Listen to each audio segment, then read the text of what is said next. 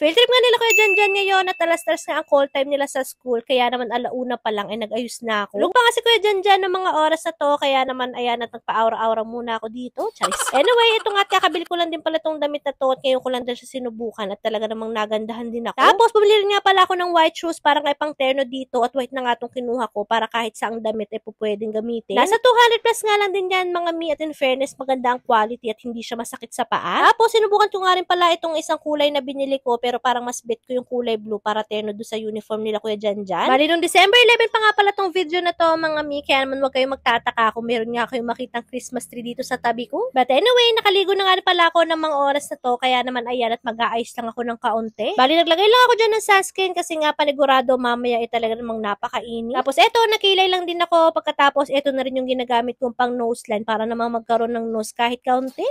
But anyway, pagkatapos ko naman makilay, eto, at maglalagay lang din ako nitong press powder na paborito ko from Pocalor. Gandang-ganda nga ako dito kasi nga napaka-lightweight lang din niya pagkatapos kahit matagal ko na siyang gamit na hindi umiitim yung mukha ko. Tapos after naman niya, naglagay lang din ako ng konting lipstick at blush on para naman hindi tayo maputla at hindi halatang hindi tayo natulog for today's video. Ay, namang oras nga nito, mga mi, nagmamadali na rin ako kasi nga kailangan ko na rin gisingin si Kuya Janjan para nga bihisan. Tapos eto, binuksan ko na rin yung bagong hikaw na binili ko na tag-isa nga kami ni Baby Jella at sa mall ko nga lang yan nabili. Kaya lang, Diyos ko, ilang araw pa nga lang inangatin na nga agad yung tenga namin. Tapos eto namang kwintas na gagamitin ko, galing naman to sa Neutral, sa talaga namang napakaganda niya at napaka-aesthetic. Tapos ayan, tingnan nyo naman at napaka-minimalist lang niya at huwag nyo na nga lang din pansinin yung brit na hawak ko dyan. Binibihisan ko na rin kasi si Kuya Janjan ng mga oras na yan at hindi ko napansin na hawak ko pa pala yung brief niya.